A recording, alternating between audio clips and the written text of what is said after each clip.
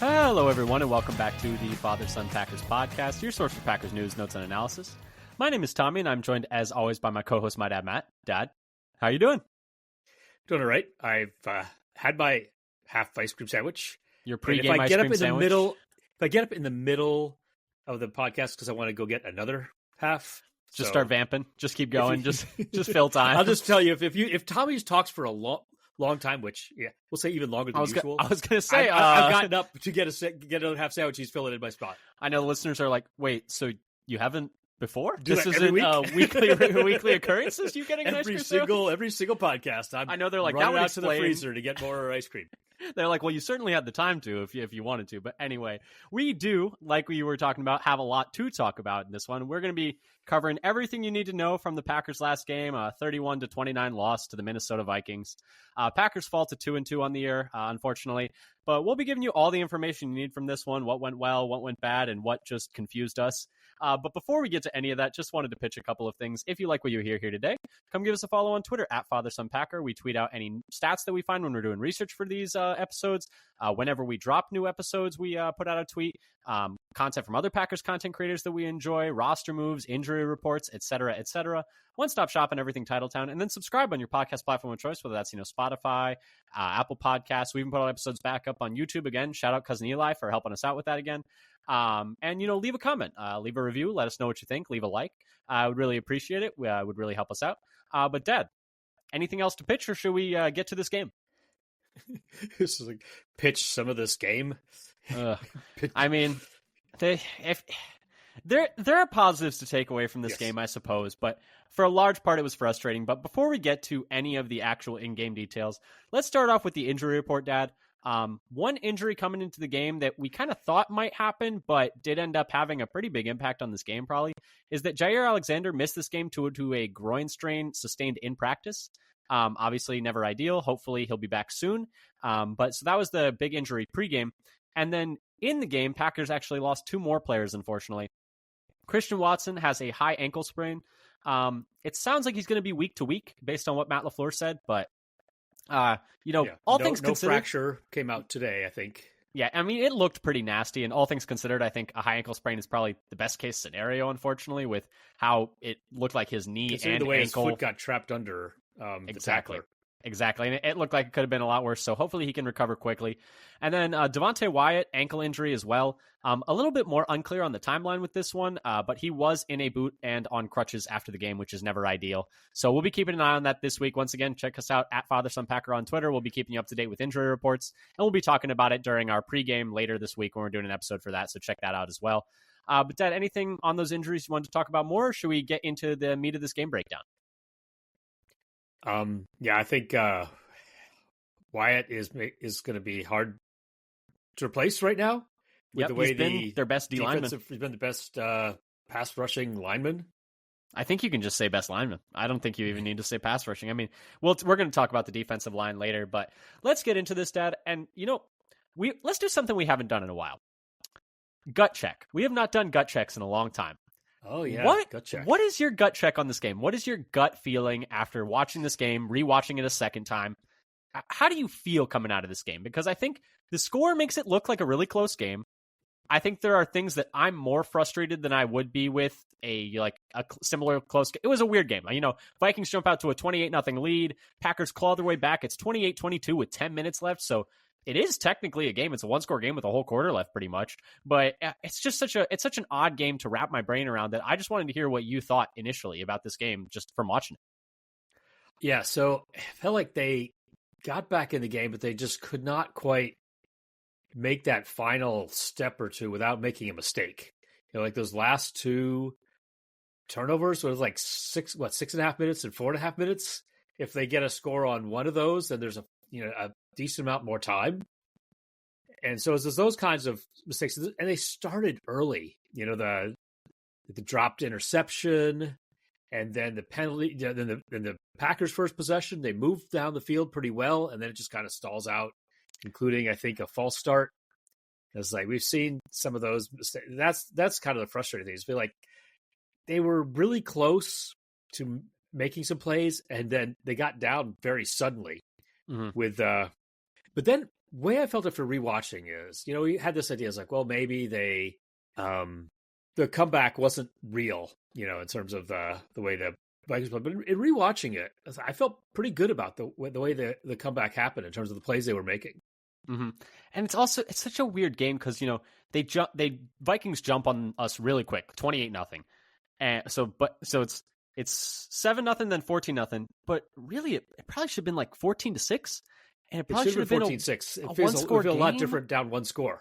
There. Yeah, and so it's like, does the game feel different if you just execute a little bit there, and even just like not even just like punching in a touchdown, just like making makeable kicks, like you're at a 1-score game instead of suddenly it's 21-0 and like it's 28-0 and you're just chasing points the rest of the game, and it's impossible to know, but maybe the Packers just made too many mistakes. Maybe that was kind of the main crux of what I was asking though, was did you feel like the comeback felt real in that second half, or did you feel, because I felt like, to me, I know you're generally, I think, a little more positive than I am. It felt a little bit to me like the Vikings like knew that, okay, if it got to a 1-score game, we can just push it back out to a 2-score game, which is kind of how it felt like to me. But the Packers did have the ball down 6 points a couple different times with driving to, make it, maybe even take the lead. And so I guess that from that point of view, you could argue that it was a, real comeback, whatever that means. Yeah, and just rewatching, like they were making real plays, and it wasn't just they had backed like way off and were giving them free yardage. Mm-hmm, mm-hmm. Well, let's transition into talking about this game, though, now that we've kind of had our, gut emotional feelings removed as possible from this game. Because I think I was pretty frustrated by this game during the game. During the game, ever have our gut emotional feelings completely removed? I will say during the game, I was very frustrated. And then after the game, I was like, they're rusty. Love looked pretty good. Honestly, a lot of people were concerned about how Love looked. I thought he looked pretty good, honestly, especially in the second half. But yeah, so my takeaway post-game is like, okay, yeah, they lost, and obviously that stinks that they're 0-1 in the North and 0-2 in conference now is obviously not ideal, but it's a long season. There's a lot of time, and I think there are some good takeaways and obviously some things I'm concerned about, but we'll talk about those later. Dad, let's start, though, with the biggest moment of the game, which we go by ESPN win probability added. So what was the biggest play of the game? And that was in this one, Love's third interception, deep to Wicks in the fourth quarter. Packers were making a bit of a charge at this point. But it swung the game from an 82.6% chance of Minnesota winning to a 92.3% chance of Minnesota winning, a 9.7% swing. And it kind of felt at that moment, it was like, oh, that might have done it. Now they did get one more chance and then turn it over again. And then, we're an onside kick away from being a kick away from, maybe even winning this game. But that was the biggest play of the game. And it did, proverbially shut the door for the Packers in this one. Yeah, the fact that it kind of took 3 tries to get that touchdown to get it within 2 points was what kind of hurt. So we lost all those minutes with those last 2 turnovers. Yeah, I was tough because it's like, oh, you're right there, and it's like, turn it over. Oh, you're driving again, because I had forgotten that the pick that Love threw, that third one to Wicks, like they had just completed an explosive play. They were play moving before. Downfield on that one too. Yeah. To maybe score with 6 minutes left to get it within 2. Yeah, instead of with that was the one. Minute. That was the one bad pick by Love. That was the one actually that's you just never even thought like you saw the pressure coming and you just threw it up and never had a chance. But Dad, let's move on to speaking about Jordan Love, speaking about the offense. Let's move on to talking about the offense in this game. And let's start with what they're saying, which is some quotes from the Packers coaching staff. Dad, what did LaFleur have to say about this game post game? Yes, I watched his press conferences post game and from today. He said that he thought Love looked more comfortable as the game went on and made some explosive plays despite and that he was able to, and the team were able to make explosive plays on offense despite the Vikings playing 2 shell. So basically, not trying to give up big plays. He said he was really proud of the team's effort. He also said he didn't feel like there was any time in the game that they couldn't move the ball. Mm-hmm. Which, we kind of saw where they'd move it and then it'd kind of stall out because they'd, make a mistake or have a bad play. And he also said that today Love was sore, but doing well. Yeah, and keep in mind, the Vikings defense is really good. It's a very good defense, and the Packers did move the ball. They're number 1 on the season by. They were coming into this game. I don't know if metrics. afterwards they'd be any different. But yeah, coming into the game, they were number one by a bunch of different metrics. Number one pressure rate team in the league, or number one sack team in the league, high in pressure rate, very impactful defense that had just shut down Houston to 7 points the week before. And I think San Francisco to, I think, under 20 the week before that. So it's a very good defense. And so despite, most of the Packers' damage coming in the second half, they were still able to move the ball pretty well on a very good defense for most of the day, like LaFleur was saying. But Dad, speaking of, some positives there, it's good to hear also that, it's kind of expected that Love would be a little bit sore. Hopefully it's nothing more than soreness. But we'll keep an eye on that going forward. And hopefully he feels even better next week and the week after that and the week after that. And that's the last we really have to think about it. But, he was at least moving around well out there. But Dad, let's start talking about some positives on the offense. We like to do a little good sandwich, good offense, bad defense, good defense. So we can kind of start with the good and end with the good.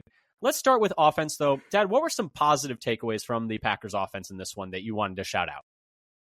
So I'll start with the Packers evading pressure, not letting pressures turn into sacks. So Love was only sacked once despite being pressured 21 times. We can talk about that second half of that sentence later. Well, 21 times is just a number out there. Per PFF is the most pressures on the week, tied with Jalen Hurts of the Eagles. So he was the most pressured quarterback on the week and only took one sack, which I think is very impressive. And a couple other things. They had the fourth most yards of separation on the week going into Monday night. That's yards of separation on a target. Yeah. Yeah, on a target. Not every receiver that's on a route. I thought they did a good job running after contact. They had the fourth most yards after contact per rush on the week going to Monday night. And some of these other things I think you're going to talk about. So before the game, I was talking about running up the middle as a possible weakness for the Vikings. Well, Josh Jacobs ran up the middle very well. On the week going into Monday night, among running backs, he was sixth in the league in yards per carry at 7 yards per carry between the tackles, specifically between the tackles. He was fourth best in rush EPA per play between the tackles and sixth best in success rate between the tackles. In contrast, Wilson was 33rd in success rate between the tackles. Yeah, we'll talk about the running back split later. But no, but Jacobs had a good day. Up the middle very well, and it was much more successful than their outside runs, outside of the tackles. And so I wish they had gone to that well more. Yeah, and it's hard to go to the running well a lot when you're down 28-0 almost instantaneously. But I think they did kind of get away from running the football, maybe even a little earlier than they needed to in this one. I have several positives for the offense. I thought the offense had a really good day, especially if you take out the turnovers. If you look at their offense on the day, it is negative 0.11 EPA per play with turnovers. And then if you take the turnovers out, it's 0.139 EPA per play. If you compare that to just season-long offense-defense, that's the difference between the third best offense in the league and the 25th best offense in the league. So if they had just not given the ball away 4 different times with 3 different picks and a fumble, they would have been perfectly fine in this game. But no, instead, they give the ball away a bunch, and it's the difference between, like I said, third best offense and 25th best offense. Some other positives, though, the second half, even with the turnovers, if you compare it to all second halves in week 4, before Monday night, that is, they were 10th in EPA per play and 6th in success rate. 10th in EPA per dropback and 10th in EPA per carry, and then 4th in dropback success rate, only 18th in rushing success rate, but they were moving the ball really well in the second half and were pretty efficient, even considering the 2 turnovers they had in the second half. And then my final positive is Jaden Reed was awesome. 7 catches on 8 targets for 139 yards. I think he's 5th in the league in receiving yards now. And then per Zach Cruz on Twitter, through 4 games, Jaden Reed is averaging 19.8 yards per catch, which is 3rd in the league. 15.3 yards per target, which is 2nd in the league, and 3.17 yards per route run, which is 3rd in the league, tied with Justin Jefferson. He's got the makings of a star. He is really, really good.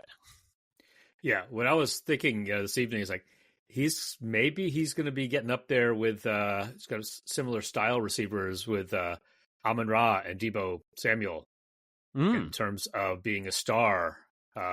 I think he's way different than Debo. I see what you're saying with Amon-Ra. He's not as big and sturdy as Debo, but just usage-wise, though. Running, I just don't think that's the usage-wise is so much. The Amon-Ra, I agree. Debo's just not used downfield nearly as much as this is true. Jaden Reed is. But being used in both the run and passing game. That's true. That's true. Is a little similar. He's everything they wanted Amari Rodgers to be, and more. And more. And yes. more. But that's what they were hoping for. And not to mention, he's a fantastic blocker. He will really block his ass off on these running plays going to the outside. He's a perfect slot for the Matt LaFleur offense in terms of what they wanted to do as a gadget guy, his ability to attack downfield and the intermediate of the field and short and close to the close to the line of scrimmage. His ability, take those end arounds. He is a perfect fit for the slot in this offense. Yeah, and a player that I kind of missed on because I didn't think he was going to fit their measurables. Yeah, coming out of the draft. Yeah, we thought he was going to be too small. Enough attention to him. Yeah, good to keep an eye on though. But yeah, so there were definitely some positives on offense for the most part of the day. When you have almost 400 yards passing, you have a good amount of rushing yards. They really they moved the ball pretty well, like Matt LaFleur said. But at the same time, there were still several negatives on the offensive side of the football. A variety of issues, Dad. But what was your first thing as a negative on the offensive side of the ball? So I felt like the beginning of the game, Love's throws were not quite on point. They were catchable, but not quite on target. And there was a decent number there talking about how it may have been his footwork and whether he trusted the knee. And maybe that's reflected. I can't see the off-target throw numbers or poor throw numbers yet, but maybe reflected in his completion percentage over expected, which in the first half, it was 26 out of 28 QBs on the week going into Monday night. Mm-hmm. Yeah. So but then it got better in the second half. And as you just his second half passing, he was second in the league in CPOE, completion percentage over expected, in the second half. Well, yeah. But third to last in the first half. Yeah, and he was a little bit inaccurate. And he even said, I need to be more accurate in the first half. His receivers also didn't do him any favors. They could have cleaned some of those up. Yeah, and they were only credited with 3 drops on the day, but it felt like a lot more. There were several where it's like, okay, maybe not technically a drop, but it's hitting you. It's a little low, but it's hitting you in both hands. Like you're gonna have to make both some hands of these on plays. it as a receiver.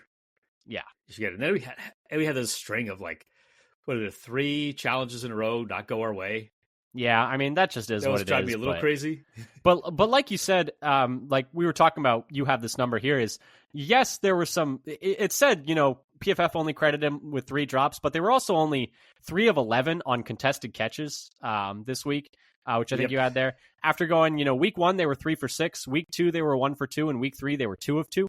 So they'd been catching almost 60% of their contested targets through 3 weeks, and then this week it was down at 27%.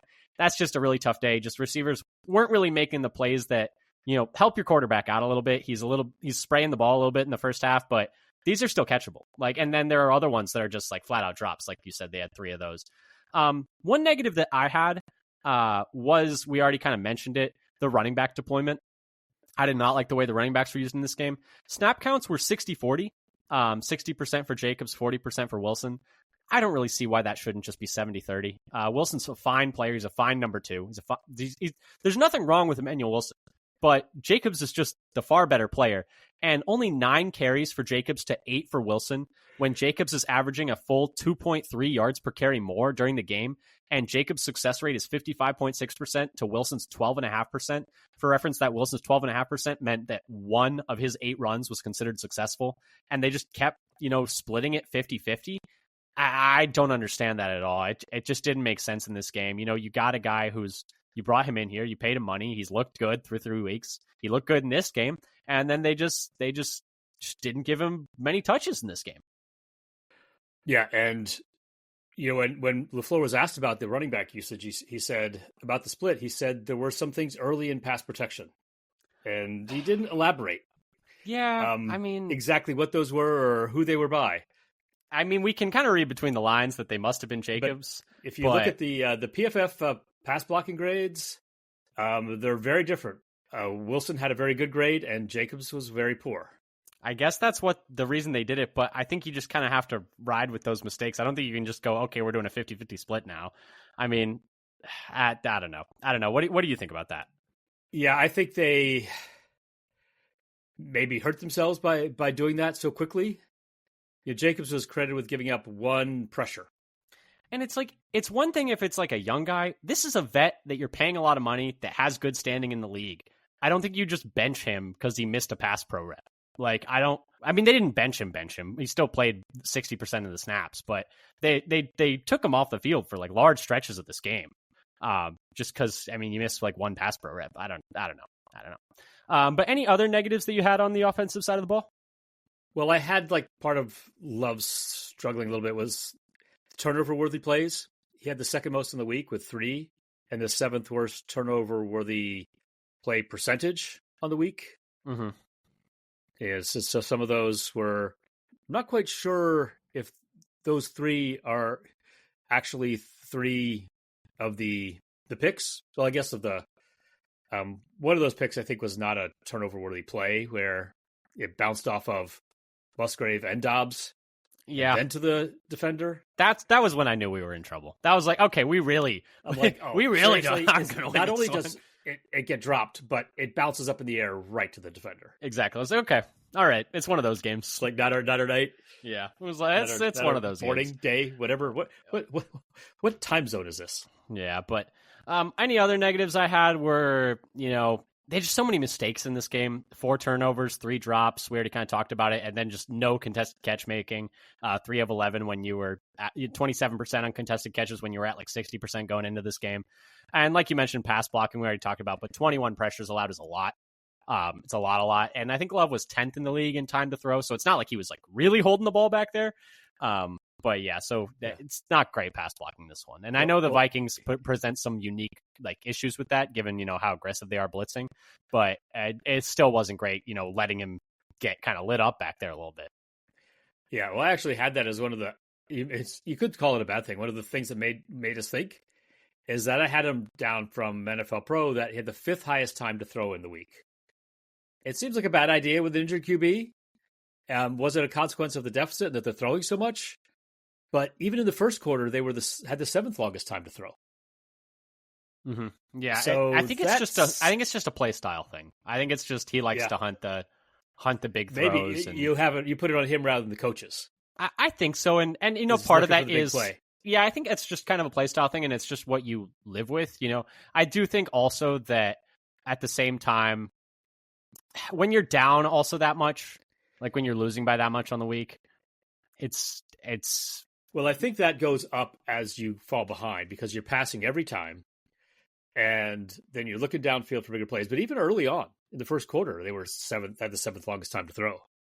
Yeah, and PFF had him at the 10th highest time to throw, so I wonder what the discrepancy is there. But just good to know. I guess it's mapped out a little differently site to site, so it's something to make us think. And speaking of things that make us think, mine was just I wonder what the wide receiver snaps are going to look like going forward for this team with Watson out. Presumably at least a week, maybe longer. I wonder if it's going to be more Wicks. Is it going to be? I'm just not sure. That's just the thing that I'm thinking about going into next week. I think they'll be using Wicks. I mean, he led the team in targets this week. Yeah, 13. Right? I think 13. He only caught 5. He had a tough day in the first half. Second half, he kind of put it together a little bit, but although he did still have that drop touchdown. First touchdown, he's like, even the first one he caught. That's like, he's like double catching and cradling that thing and falling over while he's hugging it to make sure it doesn't hit the ground. Yeah, he's had a bit of a case of the drop so far this year. Hopefully he can figure it out going forward. But I think he's going to be used more in taking some of the Watson role while Watson's out. He just, one thing watching him in maybe one of his earlier catches, his run after catch ability is really good. Yeah, it's always been even really though good. he's not actually fast. He's just got really great change of direction and can avoid tacklers. He's got pretty decent explosiveness too as well. But yeah, no, I'm interested. I think it'll probably be Wicks, which, they have a pretty deep receiver room right now. So that's probably good. We'll probably see a little more Bo Melton, probably see a little more Malik Heath, but just something I'm kind of thinking about going forward. But Dad, anything else on the offensive side of the ball you wanted to touch on before we move over to defense, where there are so many fun things to talk about? Yeah, I would say I'm not quite sure. I think the pressures were kind of given up all across the board, though Tom was still graded pretty well, though he got beat pretty badly on a play. It was just a lot of everywhere. Yeah. Inside, outside. Yeah, I think Walker and Myers ended up being credited with the most pressures in this one amongst Packers offensive linemen. They each gave up 4. Yeah, but I didn't think they didn't stand out to me as having terrible games in pass protection. I think it's just kind of the nature of what the Vikings are throwing at them. Yeah, and sometimes there's some schematic blocking plans that just kind of failed, where guys were coming in free. Yeah, and I think that's just kind of the bind that the Vikings put you in. You know, it's just the style of defense. We talked about it coming into the game that it was going to be a tricky defense to figure out. They just kind of, really, I mean, they just kind of embarrassed the Texans last week. I mean, Texans couldn't figure that out the whole game. So there is that. But yeah, so offense, I think some positive takeaways, some negatives. But Dad, let's move over to the other side of the football where I think maybe some positives, maybe more negatives on the defensive side. But first, what are the Packers coaches saying about the defense so far in this game? So what LaFleur said about the defense of this game was the pass rush was not up to our standard. Yep. There was a lot fewer questions about the defense than the offense. The one thing he said about Jair's injury is it happened on a play in practice. He didn't think it would be long-term, but he didn't commit yet to him being available for the next game. Yeah, I mean, we're going to get the he was limited, I think, thing, version 2. But yeah, no, like Matt LaFleur said. I want to hear LaFleur just come in here like, you guys know the comments I made last week? Just paste Copy, them. paste. You don't need me to say it again. Let's move right to this, though, because I think we have to talk about this after this game. The pass rush is concerning, right? It's a problem? Yes. Okay, well, let's start I'm with looking for where's the pass rush in this game. Yeah, let's start with the negatives because Matt LaFleur brought it up, and I think we need to bring it up because I think it's the number one takeaway from this game where I'm concerned. In this game, no sacks for anyone on the defensive line. The only sacks were from Quay, Walker, and Keyshawn Nixon on a couple of blitzes. They had only 3 pressures in the first half. For reference, Minnesota had 12. And while sure they were 14th in pressure rate in this game and 16th in time to pressure, a lot of that had to do with Sam Darnold being second highest in time to throw in the league in week 4 per NFL Pro. And he was able to just hold the ball for so long back there. So Dad, I guess 2 questions. What were your thoughts on the pass rush in this game? And what are your thoughts on the pass rush as a unit going forward and through a quarter of the season now? We're 4 games in. And besides that, Mrs. Lincoln, how was the play? It's not good. The pass rush is bad, which is, I'm confused because it's the same players as last year. And for reference, last year, per NFL Pro, they had the 6th highest pressure rate in the league. So I don't know what's different. But anyway, sorry. Go ahead. What are your thoughts on the pass rush? Yeah, so I had the same thing about them. They gave up the 2nd highest time to throw and were 13th in time to pressure on the week for NFL Pro. One thing I would say about, I was looking at those plays, like that sack by Quay, though they blitzed, they still only rushed 4. Yeah, that's, sim pressure. They almost did a little bit of the Vikings style where they had a bunch of people crowded up there. Quay went in, and I think it was Preston dropped back in coverage to confuse the front line. I wish they'd do a little bit more of that. Yeah, I mean, because I think they're going to have to start doing some of that to manufacture pressures to try to confuse. Right now, they're just it seems like most of the time, they're just lining up and go beat your guy. But they were able to do that last year. That's what they did last year because they ran stunts at like the lowest rate in the league, I think, last year. Or not a very, I don't remember Barry being actually, no, that actually might not be true. I think actually they did run stunts at a decent rate last year, but not the year before that. But they're just, it's the same players. I don't really understand. And it's kind of illustrated in this. This one is, so this kind of extends into a place where it extends to a Rashawn Gary discussion, but I think he's more illustrative of the overall problem. But Rashawn Gary currently has 1 sack in his last 11 games. That's obviously, over the course of, and Kenny also is, it's not much, but let's talk about Gary.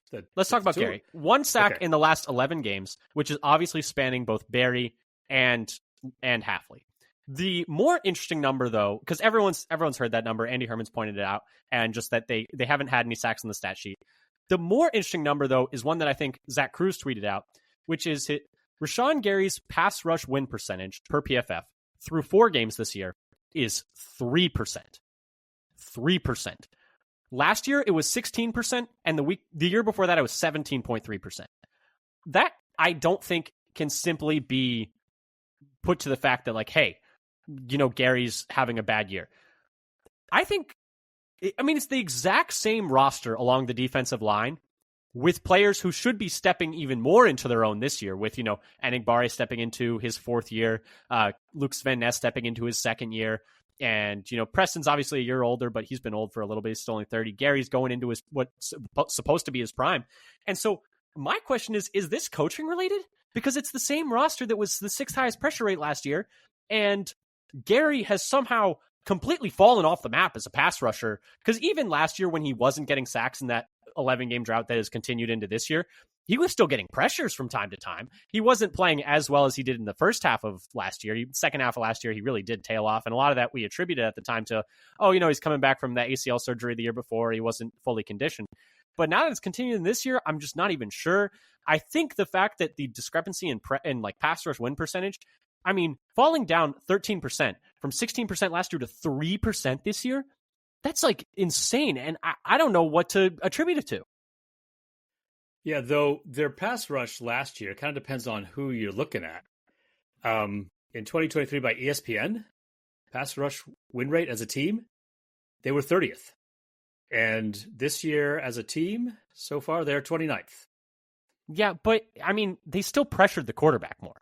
And you could say, because the ESPN pass rush win rate has to do with how fast you're beating your man overall. And the pressure percentage, win in 2.5 seconds or something like that. Yeah, and the pressure percentage is just number of pressures divided by number of dropbacks. Whereas so they were getting more pressures last year. I guess you could argue the pressures were coming late last year, just like they are this year. Because the Packers' time to pressure isn't amazing this year. It's only I think 15th in the league. It's dead on average. It's right in the middle. But I don't know what to make of it. Do you think it's a player issue? Do you think it's the way they're being coached? Do you think it's the new scheme? Because through 2 weeks, we were like, oh, it's mobile quarterbacks. They're just, having rush lane integrity. And then they played the Titans last week and we're like, oh, see, they can rush the passer. And I think after this game, I'm like, okay, no, this has more to do with, I think last week had more to do with the Titans than it did to do with the Packers. And this week, you look at it and, just to focus on it just in this game, obviously, Darisaw's a star left tackle, and O'Neill's a very good right tackle, and the edges are going to have some trouble. Now, we could argue about, okay, when you're playing good teams, they're probably going to have good tackles, and you should probably win at least a couple reps a game. The interior is way more disappointing in this game, because you're playing a line of Brendel, Bradbury, and Ingram, and you have Kenny Clark, Devontae Wyatt, and Carl Brooks. That should be a matchup that you're dominating. And I don't think I heard those guys' names called one time this game. That's the one for me, because I was not expecting, based on the matchups, the edges to have the most impact in this game. I was expecting more impact in the interior. And we talked about that before the game, about how weak their interior was in pass protection and how we thought there'd be a big game. Another thing I don't think we saw at all this game, NASCAR. Yeah, they didn't really ever. We had him 3rd and 14 in the first possession. When we gave up that 3rd and 14, I wanted to throw my remote control through the TV. I was like, you got to be kidding me. Because it was right after the drop pick, too. They dropped a pick and then immediately gave up 3rd and 14. Right after that drop pick, they just marched down the field. Yeah, instantly. But, they had chances. They had them in some 3rd and longs, and they didn't try it. Yeah. They could have used it. Question. I think they needed it. I don't think anyone was getting pressure today. And I don't know if it mattered, because you'd like Clark and Wyatt to just be able to rush the passer on 3rd down, though. You shouldn't feel like you need to bring in all your edges on 3rd down to get pressure. But if it works, do it. The last time it worked both times. Okay, regardless, you can't do it all the time. But let's push that to the side. Yeah, they probably should have put the NASCAR package out there, but they should still be able to get pressure with the 4 guys they have. Some pressures. It's not like they're putting, me and you out there at D tackle. It's they didn't run the NASCAR package. They had three pressures in the entire first half, or in the whole first half they had 3 pressures. That's gross. What's going on? I just don't. And they cleaned up a little in the second half, but most of that was just sending extra guys, and they just had decided they couldn't win with 4. They made an adjustment. But I think at the NFL level, if you're going to be a playoff level defense, you have to be able to win with 4. There's no two ways about it. But it does mean that if they only had 3 in the first half, they had 11 in the second half. 11. That's not bad. I think they ended with 10 on the day per NFL Pro, so they had 7 in the second half. PFF has. Oh, you know why? Because it accumulates 14 per player, but that doesn't mean 14 plays with pressure. Yeah. No, you could argue to me counting either way. Like both kind of make sense, but yeah, no, 10 pressured plays in this one. But yeah, so I don't know, because I'm concerned long term, because you need to be able to rush with 4. Are they not getting enough one-on-ones? Like, because you hypothesize something like, well, with Kenny not playing well, like, we've looked at the numbers previously when Kenny's missing. Like, if he's injured and missing time, it's like, okay, everyone is worse. Is it as simple as like, okay, they need Kenny to play well? Because I mean, that's kind of a scary proposition when you're that dependent on one person. Also, I've looked back on the second year with Preston and Za'Darius, how much worse the defense was that year, and Kenny was hurt or playing hurt for a lot of that year, and I feel like the whole defensive front went south when he wasn't as impactful. So is it as simple as like they just need Kenny to be a Pro Bowler and like it'll get fixed, or is there any way to fix it if Kenny can't do that? Or Wyatt? Well, they need somebody to be playing at a Pro Bowl level in the middle. And that's the thing, though, is they're paying 2 guys to play at Pro Bowl levels with Kenny and Gary, and neither have been really stepping up to the plate so far. Actually, playing 3, I think. That's true. Preston too, you'd argue. Preston as well. Yeah, and then investing first round picks in Wyatt and Lucas Van Ness. 2. Yeah, it's kind of like 2 first round picks is kind of like 5 up front, the equivalent of. Let's wrap up the pass rush discussion with this. Do you think the issue is more coaching, or do you think the issue is more personnel? And do you think there is any hope for any of us, or should we all just despair? I'll hang up and listen. It is always the question, is like, is it bad coaching, or do we misevaluate the players? I'm leaning not bad coaching, but I'm leaning coaching is not putting them in the best situations to succeed, because it's the same group of players as last year. These are the exact same players as last year, and they just can't get any kind of impact on the passer at all right now. What I haven't looked at is like sacks over, like, let's say sacks over projected, pressures over projected. I mean, for what those teams give up. I mean, you could argue that, week 1, you play a really good offensive line in Philly. Week 2, you play a pretty good offensive line with the Colts. Week 3, you dominate a terrible Titans offensive line. And then week 4, you play a really good offensive line with the Vikings. But if you're going to be playing in the playoffs, odds are you're going to be playing teams with good offensive lines. So, you got to win some yourself as well. Like, you're going to get beat sometimes, but you got to get some wins as well. I don't know. But that's my biggest concern coming out of this game for the defense. I think sometimes, as a coach, you're going to have to maybe brew up something weird. I mean, Hafley did a little bit in the second half. Like, he brought Nixon on that corner blitz. He was bringing Quay Walker. He had, he threw some funky stuff at the wall, but you can only do that so much. Like, it's not like you can just build an entire pass rush out of that. Well, I think you do it if it makes it better. If it's all you can do, I guess. But they're going to need to figure something out up there because it's not working well right now. Other negatives on defense, tackling. 7 different players with a missed tackle in this game for 8 total missed tackles. That's more different players with a missed tackle, by the way, Dad, than on the ice rink in Brazil in week 1. So that's not great. Any other negatives for the defense that you wanted to touch on before we kind of, end with a palate cleanser on defense? So the whole defense is only credited with 1 pass breakup by PFF for the game. No, I have some good numbers on the coverage was bad too. I think it was all bad. The same. The 3 corners got torched. The coverage by the top 3 corners. I got torched in this game. Gave up NFL passer ratings of Nixon 154.9, which is Perfect's 158.3. Yeah, so Valentine 149.3, and Stokes 113.7. Yeah, and just to put that in passer rating against another language for you. Just to put that in another language for you, Stokes, Valentine, and Keyshawn combined for 12 catches on 16 targets, so only 4 incompletions, for 207 yards, 2 touchdowns, and no interceptions. That adds up to almost 13 yards a target. So anytime they threw at any one of our starting corners, they on average got 13 yards. So that tells you how good that went. Listen, I think like over 8 is good. And if you get over 9, that's amazing.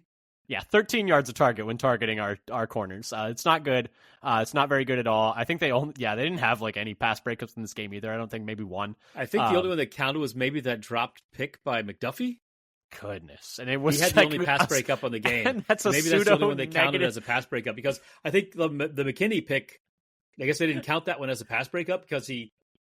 I think it's counted differently. Yeah, it's not the same as a. But yeah, the only pass breakup they had should have been a pick, so it's actually a bad play. Is the only pass breakup they had was actually not good.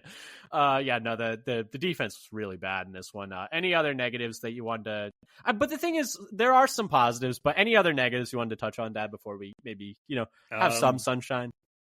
We talked about the tackles. We talked about the time to throw. I think that's what I had in there. Yeah. Some positives, though. Any positives on defense? Anything to make our listeners feel better? So I had about the run defense, and I think you have. My phrase is to reiterate on the run defense, because you were going to say it first. But the Green Bay had the 6th best stuff percentage on run plays for the week, and the 5th best EPA per play and rushing yards over expected per attempt on defense. Yeah, they defended the run pretty well. They were also 6th in yards before contact per attempt on defense. So, like you mentioned, the D-line was playing well against the run, at least.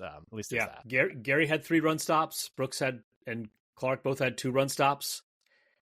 And then Edgerrin Cooper, was 6th best in the league amongst linebackers with an 18.2% run stop percentage, which was the best among Green Bay linebackers. For comparison, the next best linebacker was Quay Walker at 6.5%. Ranked 47th on the week. Yeah, that's the other problem, is the way the defense is built is the linebackers are not great, so the D-line needs to make up for what the linebackers are doing. But if the D-line isn't playing at a top 10 level, it all looks terrible up front. And at least they defended the run well in this one, so there is that. My other positives for the defense were the second half was actually, decent. So they only allowed 3 points in the second half, and they were actually first in the league in EPA per play in the second half in week 4. They had the number 1 defense, and that's not counting Monday night, so maybe those numbers are changed as of now. But through Sunday, they were first in the league in EPA per play in the second half. 8th in dropback EPA per dropback rather, and first in EPA per rush in the second half. The question is, how much was actual adjustments and how much was Vikings laying the foot off the gas? For your edification, in quarter 1, the Vikings were 33% run, 66% pass. Quarter 2, 50-50, quarter 3, 50-50, and quarter 4, 47% run, 53% pass. So they maintained a, either 50-50 or, more heavy passing split throughout the entire game. So whether that's maybe a sign that they were still keeping up some aggression throughout the game is why I included those numbers.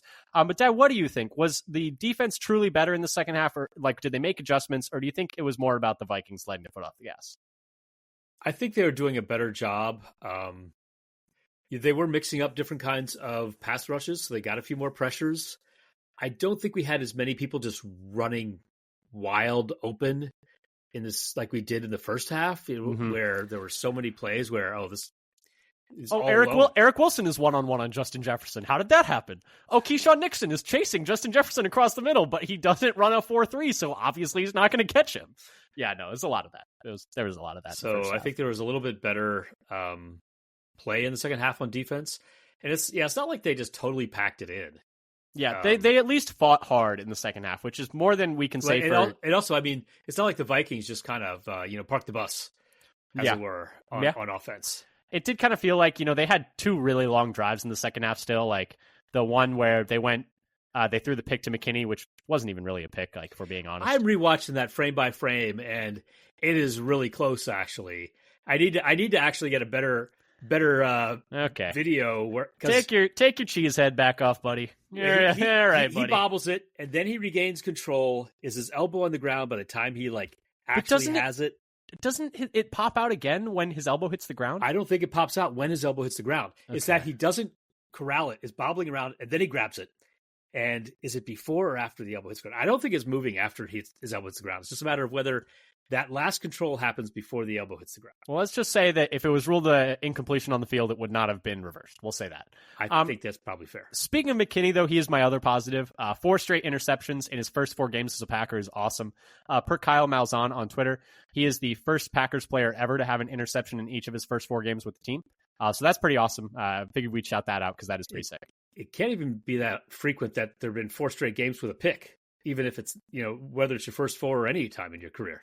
Yeah, I didn't see that number. Like, I couldn't find that one anywhere, but I would be interested to know, has that ever happened for the Packers for any 4-game stretch with a pick? But yeah, so those are my positives on the defense. Dad, anything else you wanted to shout out on the defensive side of the football? Yeah, I got to stop looking at the list of bad things and get to the good things. It's sucking you back in like a siren song. Yeah, talk about the pass rush. Talk about the pass rush. But I already talked about the run defense, and so I didn't really have anything else. There was a lot of great, coverage plays to talk about, or the only thing that I wanted to touch on more on the defense was just that Javon Bullard had 10 slot snaps in this game, which I think you could say had a nice game. And he had a pretty good game, but he had 7 combined the last 2 weeks, so I'm just like, oh, are they changing how he's deployed a little bit? I don't know. But that was just something I wanted to, keep in mind. Is it because they were in a negative game script? They thought the Vikings were going to run a bunch, so they wanted Bullard there for tackling purposes? I don't know, but it's just something that's making me think. But Dad, any last moments on the defense before we end with our favorite of all, special teams? We're going to have like an hour and 30 episode. Like, I still haven't even ranted about the special teams yet. That's going to take at least half an hour. Yeah, I hope.